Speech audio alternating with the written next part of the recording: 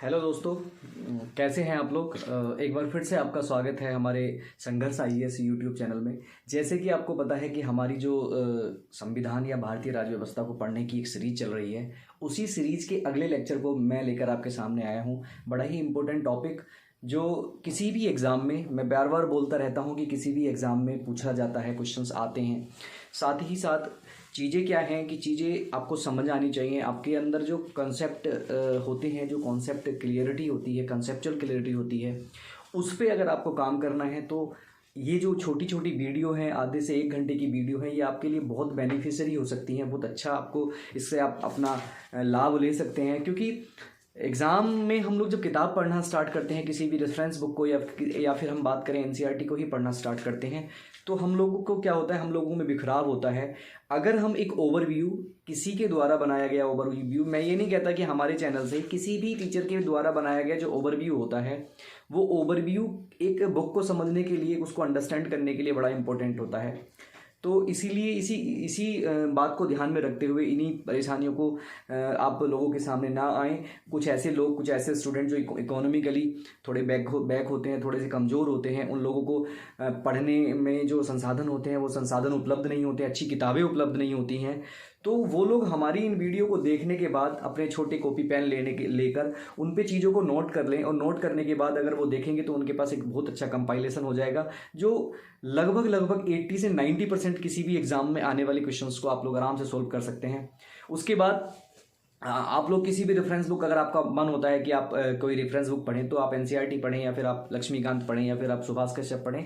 अलग अलग राइटर्स, अलग अलग टीचर्स बताते रहते हैं कि आप कौन सी बुक पढ़नी है। हम केवल एनसीईआरटी और अपने लेक्चर के अलावा और कुछ पढ़ने का सजेशन नहीं देते हैं। तो अब हम बात करते हैं आज का जो हमारा टॉपिक है। जैसे आप सब जानते हैं, हमारा ये टॉपिक धीरे धीरे आगे बढ़ रहा है। हम एक एक आर्टिकल्स के थ्रू आपको समझाने की कोशिश कर रहे हैं। आपने देखा होगा, बहुत सारी किताबों में आपने देखा है कि किताबों में चैप्टर वाइज लिखा होता है, कोई सा जो अनुच्छेद है, आर्टिकल है, वो कहाँ पे होता है। कोई आर्टिकल पता चलता है 356 आ गया, 360 आप दे देते हैं राष्ट्रपति में। उन सब के बिखराव की वजह से बहुत सारे बच्चे उनको समझ नहीं पाते हैं, क्योंकि फिर वो देखते हैं, पता चलता है उनके पास वेयर एक्ट है, तो वो जाते हैं फटाफट लास्ट में देखते हैं 360 आर्टिकल को, फिर वापस आके पता चलता है वहाँ 72 दे रखा है, 72, तो वहाँ चेक करते हैं। इन सब आपके सामने ये परेशानियां ना आए, इन सबको दूर करने के लिए, इन परेशानियों को ही दूर करने के लिए हमारा जो पूरा ये सीरीज चल रही है, उसमें हम 1 बाई 1 जो पार्ट हैं, जो संविधान निर्माताओं ने संविधान को जिस क्रम में आपके साथ संकलित किया था, हम लोगों के लिए संकलित किया था, उसी क्रम में हम आप लोगों के सामने लेकर इसको आ रहे हैं। तो इसी क्रम में हम लोग पढ़ रहे हैं भाग 5, और भाग 5 मैंने बताया था कि संविधान की रीढ़ होती है। इसमें हर एक टॉपिक बहुत इंपॉर्टेंट है। 20 से 25 मिनट, 30 मिनट आपको लग सकते हैं, पर एक टॉपिक को समझने के लिए 30 मिनट बहुत बड़ा समय नहीं होता है। आपको देखा होगा, अपने संसद को समझने के लिए 5 से 7 लेक्चर आपके हो जाएंगे, लेकिन जब 5 से 7 लेक्चर आप लोग पढ़ चुके होंगे, तो संसद का कोई क्वेश्चन आपसे गलत नहीं होने वाला। आपको सारी कॉन्सेप्ट पता होगा, सारी चीज़ें पता होगा। जैसे मैं बताऊं, हमने इससे पहले वाले लेक्चर में क्या पढ़ा था। हमने पहले वाले लेक्चर में पढ़ा था मंत्रिपरिषद और मंत्रिमंडल। तो मंत्रिपरिषद और मंत्रिमंडल से जितने भी क्वेश्चंस आपके मन में आने वाले हैं, वो सब आप उठाइए, प्रीवियस ईयर्स के क्वेश्चंस आप उठाइए, कोई भी किताब, मंत्रिमंडल या ऑब्जेक्टिव किताब उठाइए, जहाँ पे मंत्रिमंडल या मंत्री परिषद से कोई क्वेश्चंस आता हो, वहाँ के क्वेश्चंस को आप देखिए। जो चीज़ें हमने आपको दी हैं, उन चीज़ों से हटके अगर कोई क्वेश्चन आता है तो आप लोग कमेंट बॉक्स में कमेंट कीजिए। हम लोग कोशिश करेंगे कि उसको अपडेट करें, आप तक पहुँचाएं। तो हम बात कर रहे थे मंत्रिपरिषद में। ये आज का जो टॉपिक रहने वाला है, मंत्रिपरिषद के जस्ट बाद, यानी कि 74 और 75 के जस्ट बाद आर्टिकल आता है 76 या 76। तो उसमें दे रखा है 76 में भारत का महान्यायवादी या अटॉर्नी जनरल ऑफ इंडिया, ये एक शब्द है। इसको मैं स्टार्ट करने से पहले एक जो सवाल यूपीपीसीएस या किसी पीएससी में पूछा जाता है, उस पर मैं डिस्कस करने की कोशिश करूंगा। हम लोग इससे पहले वाले लेक्चर को जोड़ के, उसी लेक्चर की क्रम को आगे बढ़ाते हुए, उसी को इससे कंबाइन करते हुए पढ़ाने की आपको बात करूंगा, कोशिश करूंगा समझाने की।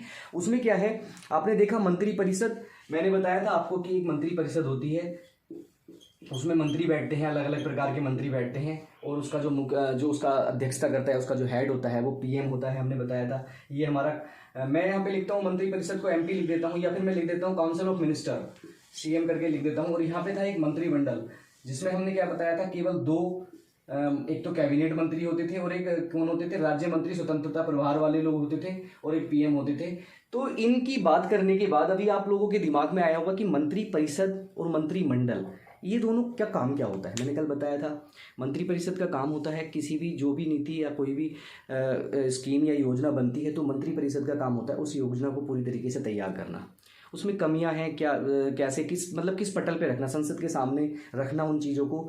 अलग अलग कैबिनेट मंत्री होता है वो उसके पास जो काम होता है वो बहुत बड़े एरिया का काम होता है, उसके सहयोग के लिए राज्य मंत्री होता है और उसके नीचे उप मंत्री होते हैं। तो सारे लोग मिलके एक खाका तैयार करते हैं, एक पूरा लेआउट तैयार करते हैं। उस लेआउट को जो फाइनल डिसीजन देता है वो मंत्रिमंडल देता है, मैंने आपको बताया था। अब बात आती है कि अगर मान लो सपोज दैट क्वेश्चन पूछा जाता है, क्वेश्चन क्या पूछा जाता है कि मंत्रिपरिषद जो होती है वो किसके प्रति उत्तरदायी होती है। ये क्वेश्चन बहुत बार पूछा जाता है कि मंत्री परिषद किसके प्रति उत्तरदायी होती है, किसके प्रति जवाबदेही मंत्री परिषद की होती है। मंत्री परिषद का कोई भी मंत्री, चाहे वो राज्य मंत्री हो, उप मंत्री हो या कैबिनेट मंत्री हो, कोई भी मंत्री अगर कोई गलती करता है, कोई ऐसा काम करता है जो कानून की अवहेलना होती है, तो उसके लिए कौन जिम्मेदार होता है। तो मैं ये इसलिए बताने की कोशिश कर रहा हूं क्योंकि ये सवाल पूछा जाता है और आप लोगों को भी पता होना चाहिए कि जो मंत्री परिषद होती है, मंत्री परिषद एक्चुअल में कौन होती है। आपको बताया कि जो लोकसभा होती है उसमें जो भी बहुमत दल का नेता होता है, बहुमत दल का नेता जो होता है वो प्रधानमंत्री चुना जाता है। वो प्रधानमंत्री अपने ही अच्छे जानने वाले विश्वास पात्र लोगों को कि ना एक लिस्ट तैयार करता है और उन लिस्ट को देता है राष्ट्रपति को, यानी कि सलाह देता है राष्ट्रपति को, और राष्ट्रपति 1 बाई 1 जो भी प्रधानमंत्री द्वारा जो नामित होते हैं, जो नाम दिए जाते हैं, उनको मंत्री के पद के लिए चुनता है, मंत्री पद के लिए चुन लेता है। अब होता क्या है कि वो मंत्री अगर कोई गड़बड़ कर देता है तो वो किसके प्रति उत्तरदायी होता है। तो इससे पहले एक और बात होती है कि मंत्री, आपको पता है, एक होती है लोकसभा, एक होती है राज्यसभा। तो आप अब बोलेंगे मैक्सिमम देखा जाता है, संविधान में ऐसा कहीं नहीं लिखा गया है कि मंत्री केवल लोकसभा के होंगे, ऐसा कहीं नहीं लिखा गया है। ठीक है, मंत्री किसी भी सभा से इसका सदस्य हो सकता है, चाहे वो राज्यसभा का सदस्य हो, चाहे वो लोकसभा का सदस्य हो। यहां तक कि मैंने आपको बताया था कि चाहे वो किसी भी सभा का सदस्य नहीं है तब भी वो मंत्री बन सकता है, बशर्त ये है कि उसको 6 महीने के अंदर, जब वो मंत्री बना है उस डेट से 6 महीने के अंदर किसी भी सभा या किसी सदन की सदस्यता को ग्रहण करना पड़ेगा, चाहे वो मनोनीत होकर करे, चाहे वो नॉमिनेट होकर करे, चाहे वो निर्वाचित होकर करे। तो अब मैं बात कर रहा हूं, जो मैं बताने की कोशिश कर रहा हूं, जो मैं समझाने की कोशिश कर रहा हूं, वो ये कर रहा हूं कि संविधान में जो दिया गया है कि जो मंत्री परिषद है वो सामूहिक रूप से लोकसभा के प्रति, जो लोकसभा है उसके प्रति उत्तरदायी है। ये क्वेश्चन बहुत बार पूछा जाता है, कई बार तो संसद लिख दिया जाता है, आपको लिख दिया जाएगा मंत्री परिषद किसके लिए उत्तरदायी है, जवाबदेही मंत्री परिषद की किसके लिए होती है।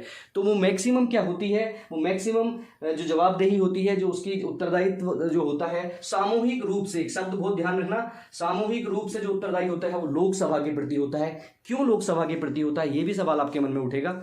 इसलिए होता है क्योंकि जो सरकारें बनती हैं, जो भी सरकारें, तत्कालीन सरकार हो चाहे वर्तमान सरकार हो, जो भी सरकारें बनती हैं, उन सरकारों के बनने का जो एक मेन कारण होता है, एक मेन कंपोजिशन होता है, वो होता है कि लोकसभा में जो भी दल मैक्सिमम सदस्य को लेकर आएगा या बहुमत को साबित करेगा, इसलिए बहुमत साबित करने वाले जो लोग होंगे उनके प्रति ही उनमें से ही सरकार बनाई जाएगी और सरकार बहुमत दल का नेता होगा और उसी बहुमत वाले सदस्य जो होंगे वही मंत्री होंगे। इसीलिए सामूहिक रूप से जो उत्तरदायित्व होता है वो किसका होता है, वो लोकसभा के प्रति होता है। अब आप बोलेंगे कि भाई ये तो सामूहिक रूप से हो गया, जैसे सपोज दैट मैं आपको एक एग्जांपल बताता हूं, लोकसभा बैठी है, लोकसभा में सभी लोग हैं, मंत्रिपरिषद के लोग भी हैं और विपक्षी लोग भी हैं। अब मान लो कोई भी एक विपक्षी नेता पूछता है कि तुमने ये नीति बनाई है, तुमने ये योजना तैयार की है, ये योजना गलत है, इसके लिए कैसे सिस्टम होगा, इसके लिए उत्तरदायित्व कौन लेगा। तो मैं एक बार बता दूं, जैसे कोई नीति बना के तैयार की तो मंत्रिपरिषद में जितने भी मंत्री लोग बैठे होते हैं वो सारे मंत्रियों के लिए बाध्यता होती है कि जो नीति पे वोटिंग होती है, जो भी योजना के द्वारा या बिल के द्वारा जो वोटिंग होती है, उस वोटिंग पे मंत्रिपरिषद के जो लोग सदस्य होते हैं वो उसके पक्ष में ही वोट कर सकते हैं। अगर किसी भी व्यक्ति ने विपक्ष में वोट कर दिया या उससे सहमत नहीं हुआ तो उसको क्या होता है, उसको अपने पद छोड़ना पड़ता है। आपको पता ही है, क्योंकि सरकार में रह के अगर सरकार के अगेंस्ट जाओगे तो आपको सरकार से निकाल दिया जाएगा। तो इसीलिए क्या है, इसलिए मैं बताने का जो मेन कारण है कि सामूहिक रूप से कौन किसके प्रति उत्तरदायी है, सरकार के। अगर कोई मान लो कानून मंत्री कोई गलती करता है, जैसे सपोज दैट हम बात करते हैं, अभी गृह मंत्रालय के द्वारा वहां से 370 हटा दी गई, CAA लेके आया गया, NRC कराया गया। तो अब इसके प्रति क्या है कि मान लो मंत्री तो एक ही है, भाई मंत्री तो गृह मंत्रालय ने करा है, लेकिन गृह मंत्रालय ने करा है, उसके पीछे जवाबदेही कौन है? सरकार की जवाबदेही है। और सरकार कौन है? मंत्रिपरिषद है। मंत्रिपरिषद कौन है? जो डिसीजन लेती है, यानी कि मंत्रिमंडल। एक्चुअल में ही मंत्रिपरिषद का एक छोटा पार्ट मंत्रिमंडल हो जाता है, मंत्रिपरिषद बड़ा पार्ट हो जाता है। तो इसलिए सामूहिक रूप से, ये बस इतना सारा समझाने का मकसद ये है कि आपको समझ में आए कि मंत्रिपरिषद जो होती है वो लोकसभा के प्रति सामूहिक रूप से उत्तरदायित्व होती है। अब ऐसा भी होता है कि जो एक एक मंत्री होता है, ये क्वेश्चन भी पूछ लिया जाता है, यूपीएससी यहां खगाल के क्वेश्चन पूछ लेती है कि व्यक्तिगत रूप से, सामूहिक रूप से तो भाई लोकसभा के प्रति उत्तरदायी होगी। अब व्यक्तिगत रूप से किसके प्रति उत्तरदायित्व होते हैं? तो व्यक्तिगत रूप से राष्ट्रपति के प्रति उत्तरदायित्व होते हैं। राष्ट्रपति किसी भी मंत्री को व्यक्तिगत रूप से बुला के क्वेश्चन पूछ सकता है, उसे बता सकता है, उसे समझा सकता है, उसको कहने के लिए कह सकता है। तो ये दोनों सवाल मैंने इसलिए समझाया क्योंकि ये क्वेश्चन बार बार पूछे जाते हैं। बाकी जो इनके अंदर सदस्य हैं, प्रधानमंत्री कैसे आता है कैसे नहीं आता, वो हमारा जो नेक्स्ट वाला टॉपिक होगा प्रधानमंत्री, जब मैं पढ़ाऊंगा तो मैं सारी चीजें क्लियर कर दूंगा कि मंत्री परिषद में कौन कौन लोग आते हैं, कौन कौन लोग नहीं आते हैं। तो ये था मंत्रिपरिषद वाला सिस्टम।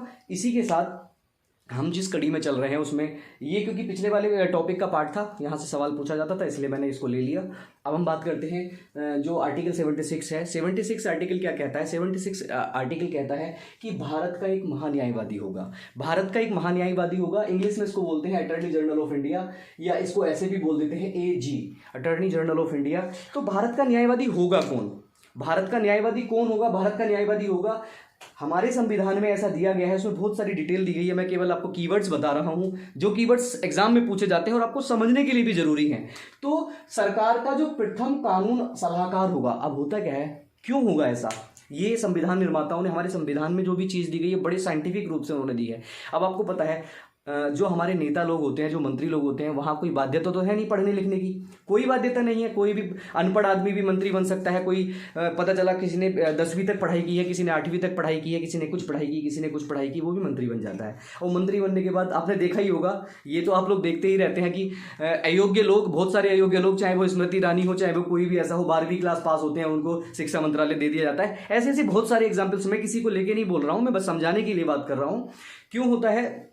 अब मान लो कानून है, कोई कानून बनाना है, सपोज डेट कोई कानून बनाना है। जैसे अभी देखो गृह मंत्रालय के द्वारा 370 हटाया गया, CAA लाया गया। अब ये CAA जब लाया गया और उसके बाद 370 हटाया गया, तो उसी को लेकर कुछ लोगों ने याचिका दायर कर दी सुप्रीम कोर्ट में जाके।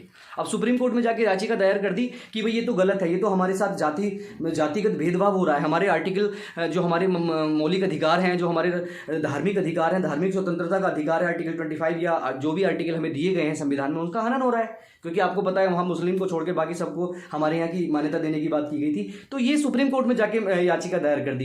तो अब होता क्या है, इन लोगों को नहीं पता होता, क्योंकि बहुत सारे लोग ऐसे हैं जो सरकार में है, मंत्रिपरिषद में, उनको इतने कानून की जानकारी तो है नहीं। तो इसी को ध्यान में रखते हुए संविधान निर्माताओं ने एक ऐसे व्यक्ति का ऐसा पद भारत के संविधान में लाने की कोशिश की, जिसको महान्यायवादी कहा गया, जो सरकार को ऐसे कानूनी जो हथकंडे हैं, कानूनी जो दाव पेच हैं, कानूनी तरीके से जो जानकारियां हैं जो सरकारों को नहीं होती हैं, या सरकारों के ऊपर जो कानूनी रूप से जो केस कर दिए जाते हैं, कानूनी रूप से जो सरकारों को घेर लिया जाता है, झूठे या सच्चे केस बनाकर उनकी पैरवी करने के लिए भारत के संविधान निर्माताओं ने इतना अच्छा एक पद डाला कि भारत का एक न्यायवादी होगा। और भारत का एक न्यायवादी होगा तो उसको क्या कहा गया, किस लिए होगा, मैंने बता दिया, सरकार का होगा।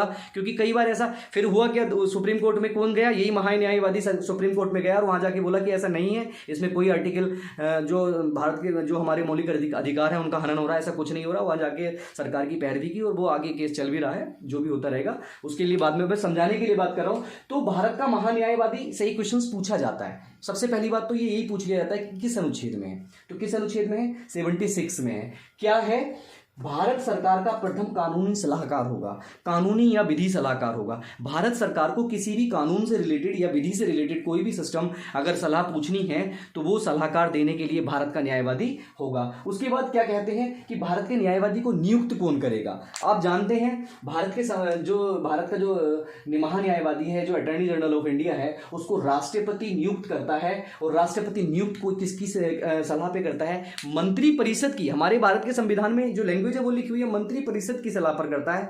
और मैं आपको बता दूं, मंत्री परिषद की अध्यक्षता यानी कि मंत्री परिषद का जो अंतिम निर्णय लेता है वो कौन लेता है, वो प्रधानमंत्री लेता है। यानी कि अगर हम डायरेक्ट देखना चाहें, अगर इनडायरेक्टली मैं कहना चाहूं कि भारत की जो महान्यायवादी है उसकी जो नियुक्ति है वो प्रधानमंत्री की सलाह पर राष्ट्रपति के द्वारा की जाती है। क्वेश्चन पूछ लिया जाता है कि किसकी सलाह पर की दी जाती है, वहां सुप्रीम कोर्ट दे दिया जाएगा, वहां मुख्यमंत्री दे दिया जाएगा, प्रधानमंत्री दे दिया जाएगा। प्रधानमंत्री की सलाह पर राष्ट्रपति के द्वारा इसकी नियुक्ति की जाती है। ठीक है, और नियुक्ति किए जाने के लिए कंडीशन क्या होती है, अब आपको पता है नियुक्ति करने के लिए कुछ कंडीशन तो होनी चाहिए। तो भारत का राष्ट्रपति, अब मैं बात जैसे भारत का राष्ट्रपति बोल रहा हूं ना, तो आपको समझ लेना है कि भारत का राष्ट्रपति केवल एक माध्यम है, बस जो मेन काम है वो तो खेल रहा है प्रधानमंत्री ही, मंत्री परिषद ही एक्चुअल में खेल रहा है। आपको धीरे धीरे आगे समझ में आ जाएगा। लेकिन जहां भी लेकिन जो लैंग्वेज है, क्योंकि सारी कार्यपालिका के जितने भी काम होते हैं भारत के संविधान में लिखा हुआ है किसके थ्रू होंगे, राष्ट्रपति के थ्रू होंगे।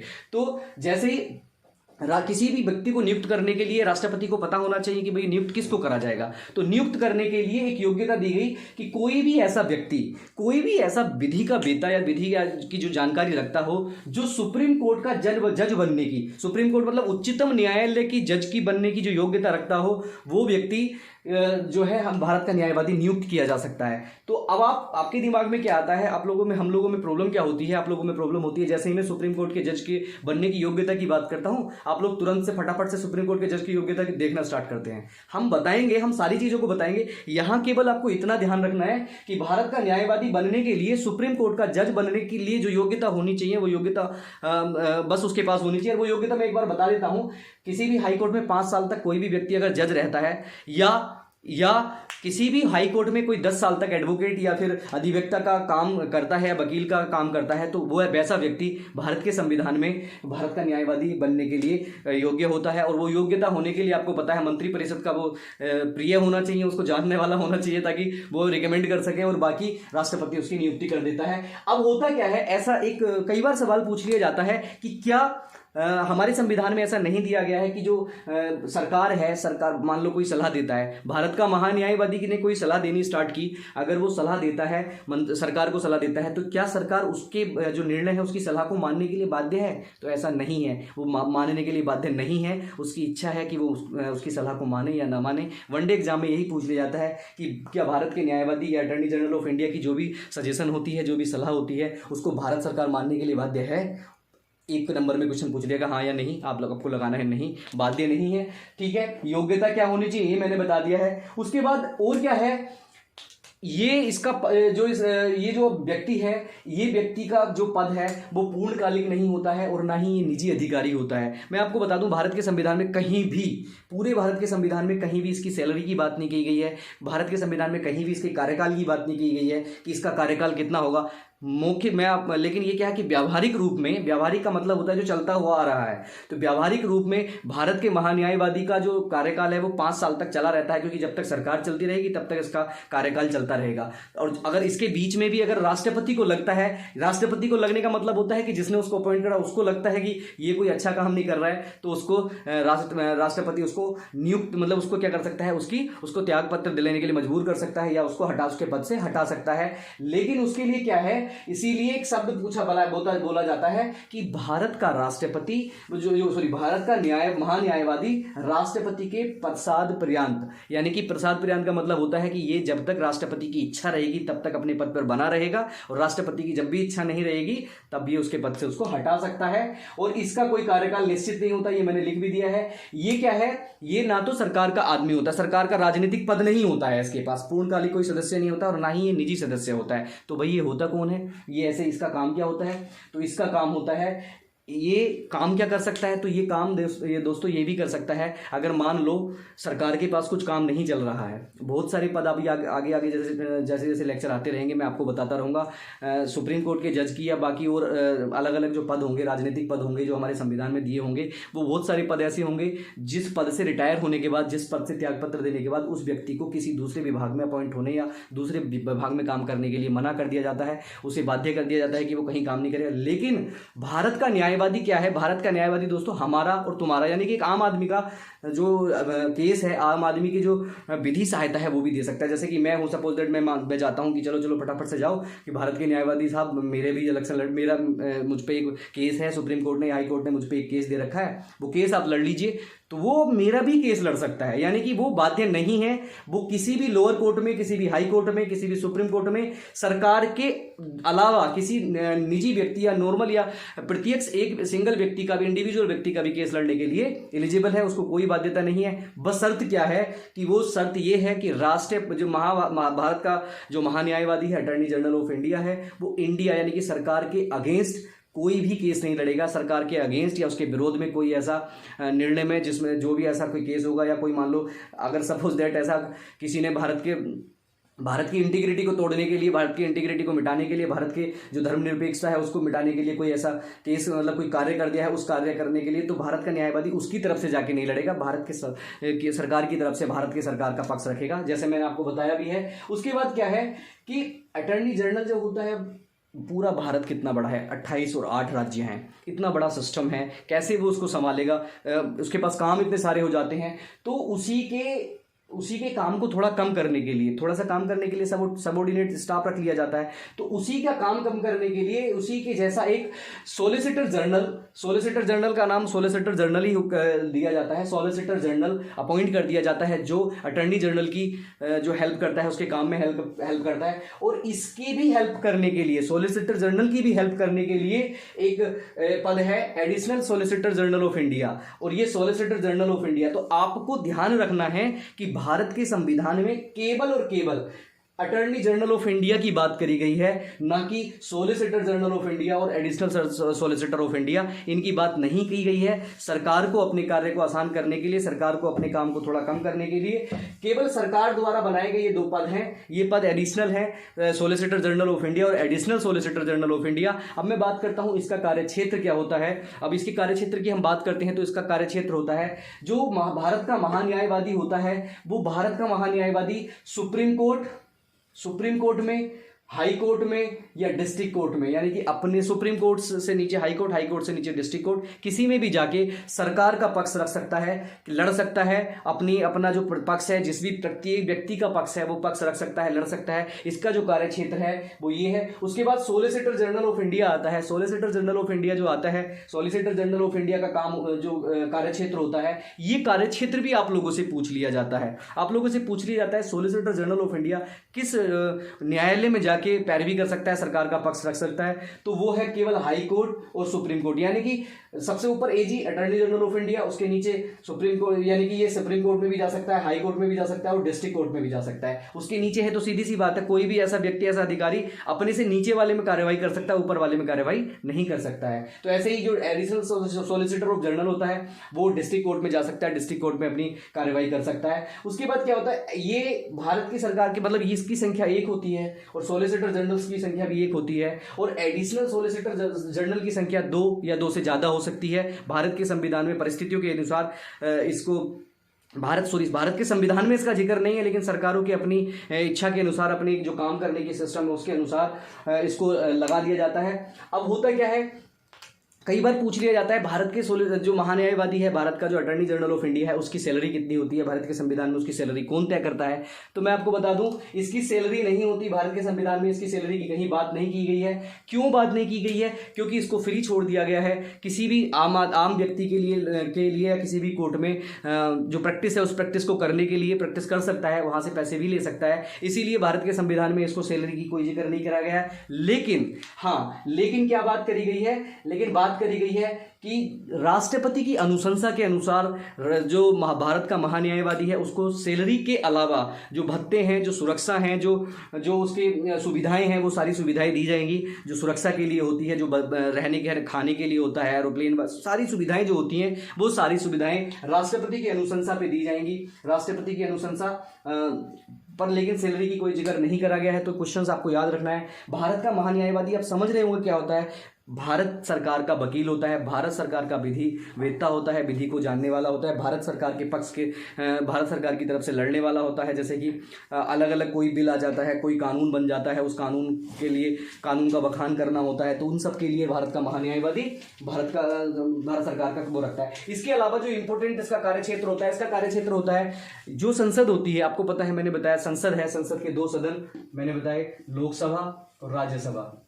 ये संसद के किसी भी सदन में बैठ के किसी भी सदन की कार्यवाही में भाग ले सकता है, किसी भी सदन में जाके बखान कर सकता है, भाषण दे सकता है, मंत्रियों से क्वेश्चंस पूछ सकता है, मंत्रियों के क्वेश्चन के जवाब दे सकता है, सारे काम कर सकता है, सारी कार्यवाही में भाग ले सकता है। लेकिन जब भी वोट डालने का सिस्टम आता है, जब भी किसी बिल पे या किसी कानून को बनाने के लिए वोट डालने का सिस्टम आता है, किसी विधि को बनाने के लिए वोट डालने का जब भी नंबर आता है, तो ये वोट नहीं डालता है, ना तो लोकसभा में और ना ही राज्यसभा में। लेकिन ये दोनों ही सदनों में भाग ले सकता है, वहां बोल सकता है, सरकार का पक्ष रख सकता है, अपना पक्ष रख सकता है और किसी से भी सवाल पूछ सकता है। तो ये है भारत का महान्यायवादी। भारत का महान्यायवादी की बात अब हम बात करते हैं। अब क्वेश्चंस पूछ लिया जाता है कि भारत का महान्यायवादी जो सिस्टम है, क्या वो राजनीतिक पद है? नहीं। क्या इंग्लैंड में भी ऐसा ही पद होता है? तो मैं एक लाइन में बता देता हूं आपको। इंग्लैंड या कुछ ऐसे देश हैं जहां पर जो भारत का हमारा जो महान्यायवादी है, मैं भारत की बात कर रहा हूं बार बार, जो महान्यायवादी है उसका पद जो है वो राजनीतिक पद होता है। क्यों राजनीतिक पद होता है? इसलिए राजनीतिक पद होता है क्योंकि वहां पर जो विधि मंत्री होता है, जब वहां पर जो विधि मंत्री होता है वही क्या होता है, उसी को न्यायवादी कह दिया जाता है। लेकिन भारत के संविधान निर्माताओं ने क्या काम किया, क्योंकि मंत्री बनने के लिए तो हमारे यहाँ कोई योग्यता है नहीं। अब जब मंत्री बनने के लिए योग्यता नहीं है तो वो कैसे कानून की जानकारी रख सकता है? या तो फिर इसके लिए भारत के संविधान के निर्माता कितने दिमाग लगाते थे, या तो इसके लिए उनको कानून मंत्री बनने के लिए, यानी कि जो कानून का मंत्री है, विधि मंत्री बनने के लिए योग्यता वही होनी चाहिए थी, तो योग्यता बनानी पड़ती। अब योग्यता बनानी पड़ती तो मंत्रियों की बाकी अलग अलग डिपार्टमेंट में, कोई किसी को शिक्षा मंत्री बनाना है तो उसको PhD होना जरूरी पड़ जाता, किसी को दूसरा कला और संस्कृति का तो उसको उसका ज्ञान होना जरूरी पड़ जाता। इसकी बाध्यता को रखते हुए भारत के संविधान निर्माताओं ने क्या काम किया, भारत के संविधान निर्माताओं ने कहा कि नहीं, ये पद राजनीतिक नहीं होगा, ये पद निजी भी नहीं होगा, ये केवल एक ऐसा पद होगा। अगर भारत के संविधान में जो राजनीतिक पद है वो राजनीतिक पद है विधि मंत्री, और विधि मंत्री भारत के संविधान में अलग से बनाया जाता है। भारत की सरकारें या मंत्री परिषद में एक व्यक्ति होता है, जैसे के रिजिजू है, वो हमारे कानून मंत्री हैं, वो कानून मंत्री हैं, उन्हीं के अनुसार, उन्हीं के हिसाब से जो काम है वो महान्यायवादी करता है, उनको सलाह देता है, उनको बताता है कि आप अपने डिपार्टमेंट को ऐसे चलाओ, सरकार यहाँ पे थोड़ा गलत कर रही है, सरकार को ये करना चाहिए, सरकार को वो करना चाहिए। सुप्रीम कोर्ट में जाता है, किसी केस में मौलिक अधिकार के अगेंस्ट अगर कोई केस आता है तो उसके अगेंस्ट जाके पैरवी करता है, या फिर किसी कानून को सुप्रीम कोर्ट में ले जाया जाता है। आपने देखा है आए दिन जो भी कानून बनते हैं, कोई भर्ती होती है, कुछ भी होती है, सरकार का पक्ष रखने के लिए हमेशा महान्यायवादी रहता है। तो ऐसे ही पहले महान्यायवादी आपसे पूछ लिया जाता है कि भारत के या स्वतंत्र भारत के पहले महान्यायवादी कौन थे, तो ये PCS के एग्जाम में, PSC एग्जाम में पूछ लिया जाता है। तो पहले महान्यायवादी MC सीतलवाड़ ये थे, इनका ध्यान रखना है। वर्तमान में जो अब है वो के वेणुगोपाल हमारे वर्तमान में जो महान्यायवादी हैं, अटॉर्नी जनरल ऑफ इंडिया हैं, वो हैं। और उससे पहले, इनसे जस्ट पहले, कई बार ऐसा पूछ लिया जाता है कि के वेणुगोपाल से जस्ट पहले कौन से थे, तो मुकुल रोहती जो है, मुकुल रोहती, वो इनसे पहले भारत के महान्यायवादी थे। तो ये भारत के महान्यायवादी वाला सिस्टम जितना भी मैंने आपको बताया, ये सारे फैक्ट हैं, ये सारी इंपॉर्टेंट चीज़ हैं। भारत का महान्यायवादी, कानून का मंत्री, इतना याद रखना है। आर्टिकल 76 में आता है, योग्यता सुप्रीम कोर्ट के जज के बराबर होनी चाहिए, दोनों सदनों में जाके बैठ सकता है, भाग ले सकता है, वोट नहीं दे सकता है, और उसके बाद इसकी कोई सैलरी डिस्कस नहीं होती। किसी भी व्यक्ति का, आम व्यक्ति का भी मुकदमा या उसके आप किसी भी कोर्ट में जाके प्रैक्टिस कर सकता है। सुप्रीम कोर्ट, हाई कोर्ट या डिस्ट्रिक्ट कोर्ट यानी कि लोअर किसी भी कोर्ट में जाके प्रैक्टिस कर सकता है, वहां जाके सरकार का पक्ष रख सकता है। इसके काम के लिए, इसकी हेल्प के लिए एक सॉलिसिटर जनरल बनाया जाता है, जिसका जिक्र, सॉलिसिटर जनरल का जिक्र भारत के संविधान में नहीं है, सरकारों ने अपने आप से अपनी सुविधा के अनुसार इसको बनाया है। और सॉलिसिटर जनरल ऑफ इंडिया की हेल्प के लिए एक additional solicitor general of India बनाया है, वो भी भारत के संविधान में, उसका भी जिक्र नहीं है। इंग्लैंड में जो होता है, इंग्लैंड में विधि मंत्री जो होता है वही भारत का, वहाँ का महान्यायवादी होता है, लेकिन भारत में विधि मंत्री अलग होता है और महान्यायवादी अलग होता है। महान्यायवादी का सिस्टम, सारी सुविधाएं और भत्ते इसको राष्ट्रपति के अनुसार दिए जाते हैं। मंत्री परिषद की सलाह पर ये नियुक्त होता है, राष्ट्रपति इसको नियुक्त करते हैं, और जब तक सरकारें बनी रहती हैं, जब तक सरकारें चलती रहती हैं, तब तक इसका पद चलता रहता है, क्योंकि जिसकी सलाह पर बना है, यानी कि जिसके राष्ट्रपति के प्रसाद प्रियांति इसका पद होता है। ये क्वेश्चन भी पूछ लिया जाता है। और जैसे ही सरकारें गिर जाती हैं तो ऑब्वियसली बात है कि जो भी सरकारें बनती हैं वो अपने ही हिसाब से अपने शहीदों को या अपने जो भी नज़दीकी लोग होते हैं, जो योग्य लोग होते हैं, उन्हीं को चुनती है। तो ये पूरा भारत का महान्यायवादी था। और उसके बाद भारत के महान्यायवादी यानी कि 76 के बाद एक अनुच्छेद आता है 77। ये बहुत कम पूछा जाता है। मैंने ये बात आपको बता दी है पहले से ही, जो मैं बोलने वाला हूँ ये बात मैंने बता दी है।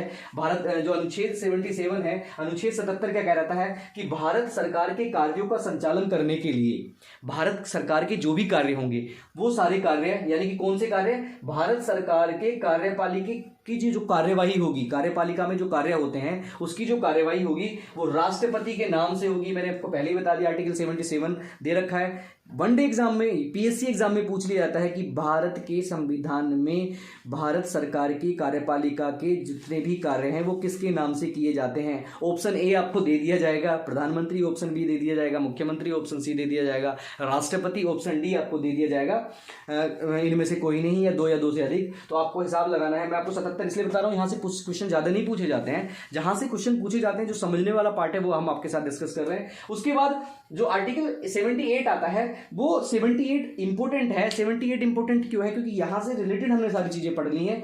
अनुच्छेद 78 क्या कहता है? ये सवाल पूछा जाता है कि राष्ट्रपति को जानकारी देने के लिए, राष्ट्रपति को जानकारी देने के लिए, यानी कि राष्ट्रपति किसी से, अब जानकारी किससे लेगा भाई? राष्ट्रपति हर किसी मंत्री के अंदर तो जाएगा नहीं, उसके घर तो जाएगा नहीं, उससे पूछेगा नहीं। लोकसभा में सारे मंत्री एक साथ आते भी नहीं है, कभी कोई मंत्री गायब, कभी कोई मंत्री गायब, तो जानकारी कैसे लेगा? क्या कार्यवाही चल रही है, क्या कार्यवाही होनी चाहिए, उसकी जानकारी देने के लिए कोई बंदा होना चाहिए। तो जो भारत के संविधान निर्माताओं ने अनुच्छेद 78 में क्या दिया गया, 78 में दिया है कि राष्ट्रपति जानकारी देने के लिए या जो भी जानकारी देने के लिए प्रधानमंत्री का कर्तव्य होगा कि वो जो भी मंत्री परिषद, मंत्रिमंडल या जो भी वो जानकारी राष्ट्रपति मांगते हैं उनको वो राष्ट्रपति को जानकारी प्रोवाइड कराने के लिए कैंडिडेट होगा प्रधानमंत्री। और वो प्रधानमंत्री कौन होगा आपको पता है? लोकसभा में जिसका भी जो भी बहुमत दल का नेता होगा उसको प्रधानमंत्री नियुक्त कर दिया जाएगा। और उस प्रधानमंत्री की क्यों मंत्रिपरिषद का अध्यक्ष कौन होता है?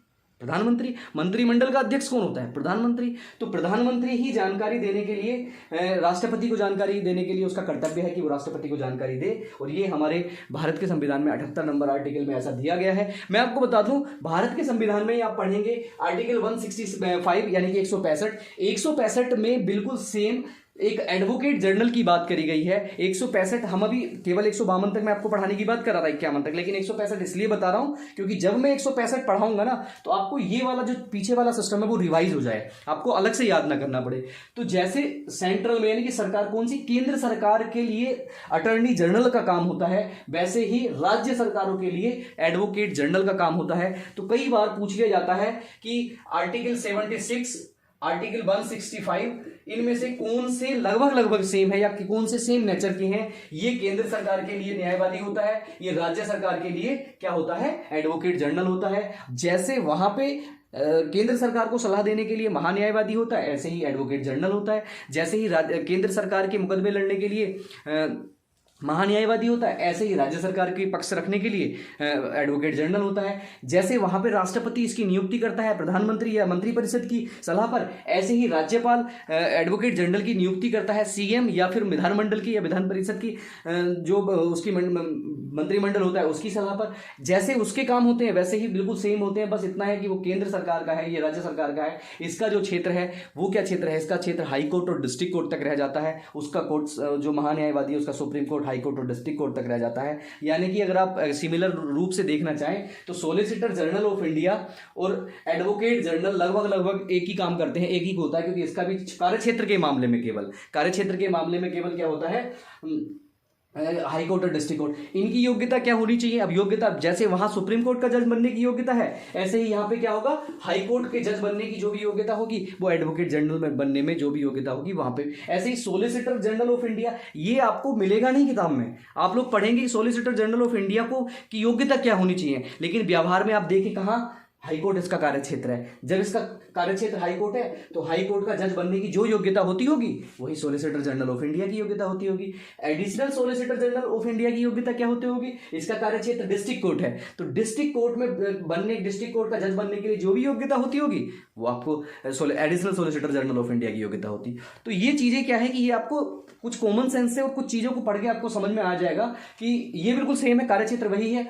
विधानमंडल में जाके बोल सकता है, विधान परिषद में जाके बोल सकता है, कार्यवाही में भाग ले सकता है, लेकिन क्या नहीं कर सकता? वोट नहीं डाल सकता। तो कंपैरिजन करके जब भी आप लोग पढ़ेंगे तो आपको आसानी पड़ेगी। तो ये पूरा सिस्टम महान्यायवादी 76, 77 और 78 आपके साथ हुआ। अब 79 जिसमें बहुत इंपॉर्टेंट पार्ट है वो मेरा नेक्स्ट लेक्चर होगा। उसमें क्या कहा जाएगा? उसमें संसद की बात करी जाएगी। नेक्स्ट लेक्चर में मैं आपके सामने बहुत इंपॉर्टेंट और बहुत क्रूशियल पॉइंट लेके आऊँगा। 79 आर्टिकल जिसमें भारत के संविधान में दिया गया है भारत की संसद। और आप लोगों को अगर ये चीज़ें समझ में आती हैं तो आप लोग प्लीज़ लाइक कर दीजिए, शेयर करिए और जितना ज़्यादा हो सके लोगों तक चाहिए, ताकि हम लोग जिस पर्पस से आए हैं, हम लोगों की जो एक पढ़ाने की जो कला है उस कला को दिन पे दिन निखारें और आपको अच्छे से अच्छे जो कंटेंट है वो दें। और ये जो तरीका है मैं जो बता रहा हूं, ये आर्टिकल को एक 1 by 1 पढ़ाने का तरीका बहुत गलत नहीं है, लेकिन इसको समझ लें तो पूरे संविधान को समझने में बड़ा दिक्कत नहीं होगी। क्योंकि क्वेश्चंस हम लोग क्या करते हैं, हम लोग संसद पढ़ने बैठ जाते हैं, हमको पता नहीं होता मंत्रिपरिषद क्या होती है, हमको पता नहीं होता महान्यायवादी कौन होता है, हम पढ़ने बैठ जाते हैं, भाग पाँच और खत्म करके निकल जाते हैं।